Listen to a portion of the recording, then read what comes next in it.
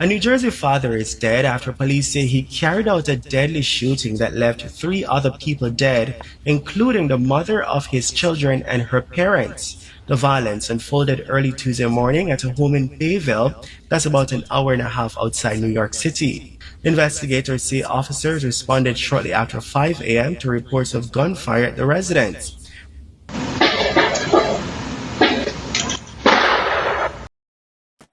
911, where's your emergency? I am shot. I am shot. On in the house, man. You have Come what? quick, send an ambulance, please. On this desperate call to 911, Alan Russell pleads for help after getting shot, with screams heard in the background. You can hear the panic in his voice. You can hear someone screaming in the background. And in just a short span of time, everything inside that home is already falling apart. By the time the sun comes up, 4 people will be dead. A father, a mother, their daughter, and the man responsible.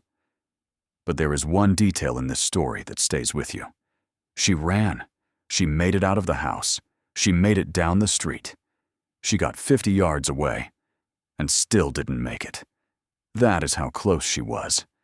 Before any of this happened, this was a family with structure, with routine, with purpose. Alan Russell was 61 years old. He worked as a caseworker for the New Jersey Department of Children and Families. That kind of work puts you in difficult situations. You see families at their worst, and you try to help hold things together. People who knew him said he was committed to that work, not just showing up, but actually caring about the outcomes. Outside of work, he was deeply involved in his church. He didn't just attend, he led. He taught Bible study, guided conversations, and stayed consistent in how he showed up for people. His wife, Michelle Russell, was 60. She was known for her faith as well, working as a missionary and building her life around service. Together, they created a home that felt stable, a place people could rely on. Their daughter, Da Stewart, was 38, a mother of 3, and at this point in her life, she was trying to separate herself from her husband. That decision did not come out of nowhere. She had already taken legal steps. She had filed for a restraining order. She had moved herself and her children into her parents' home. When situations become unsafe, people are told to leave, to create distance, to go somewhere secure. That is exactly what she did. 3 children were now living in that house on Fairwood Drive. A mother trying to start over. Grandparents stepping in to help. From the outside, it looked like a reset, a safer environment. It should have been. But there was history tied to this situation. Not speculation, not assumptions. Documented incidents. Police had responded to that address before for domestic-related calls. More than once. There was already a record forming. And then there was Vaughn Stewart. He was 37 years old, the father of those 3 children, and at the time, estranged from Dark. Just 1 month before the shooting, he had been arrested in a separate domestic violence case for making a death threat.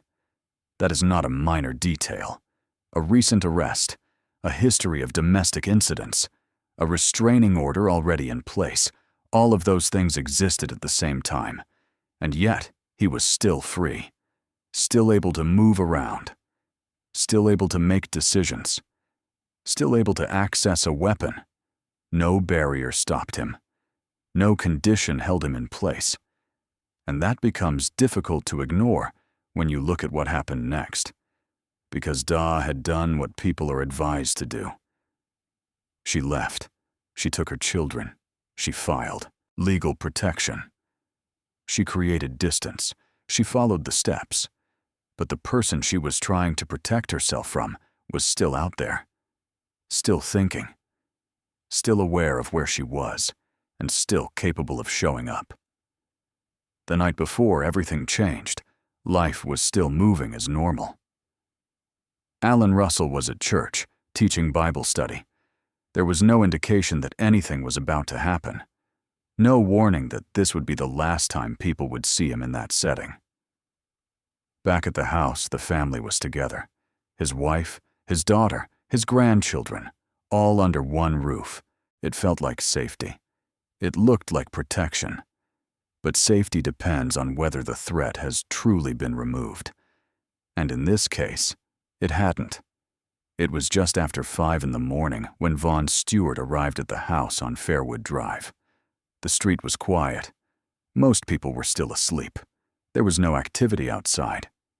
And that is when he made his move. He did not come to talk.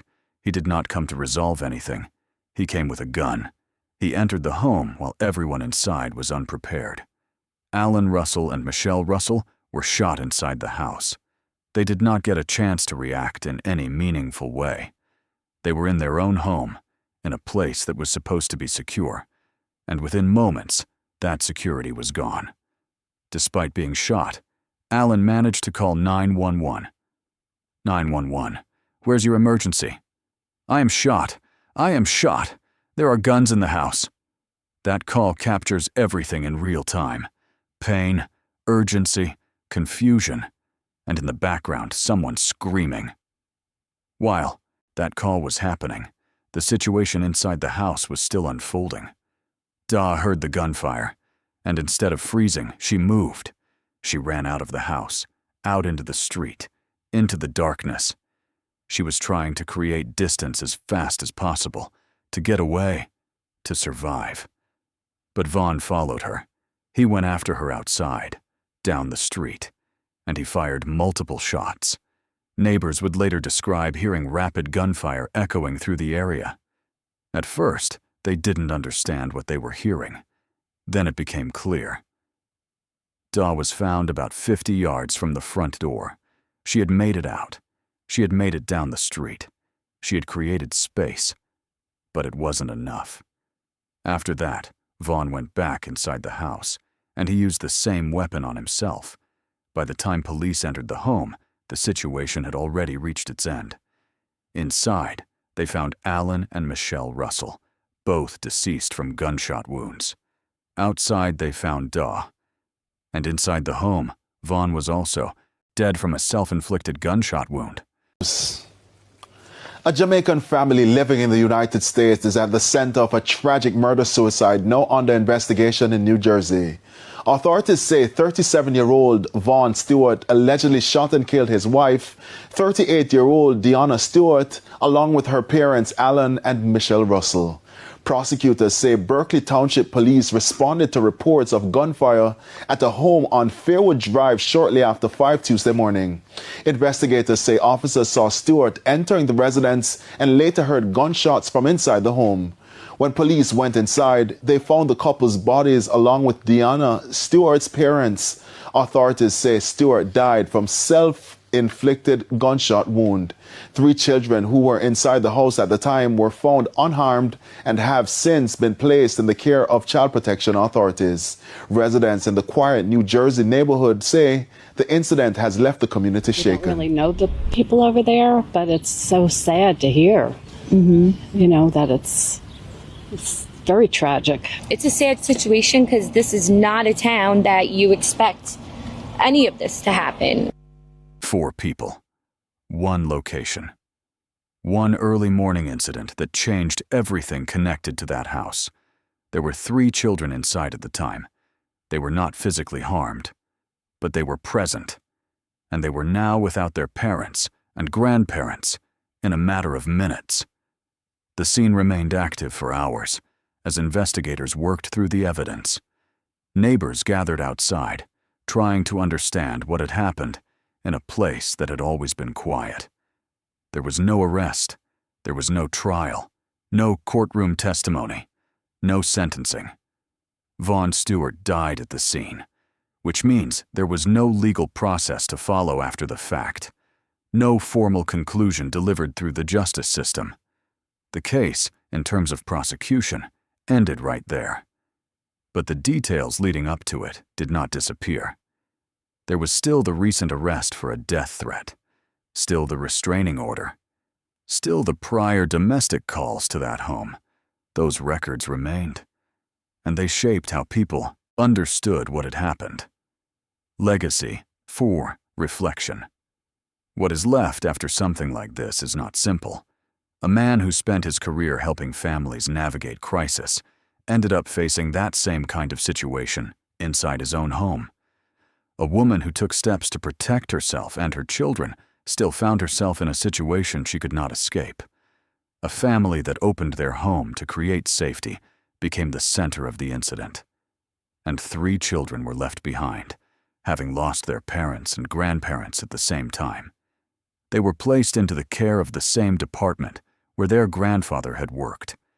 That detail stands on its own. There are also the questions that follow, about how situations like this are handled, about what systems are meant to do, about what happens when warning signs exist but do not lead to prevention. There are no clean answers in this case, only facts, a sequence of events that were documented, observed, and ultimately carried out. And the outcome speaks for itself. 4 lives lost. 1 mourning. 1 address. And a situation that had been building long before that day arrived. Thank you for watching this episode of Archived Crime Files. If you found this story interesting, don't forget to like the video, subscribe to the channel, and turn on notifications so you never miss a new case. Your support helps us continue bringing you real crime stories, detailed investigations, and gripping cases from around the world.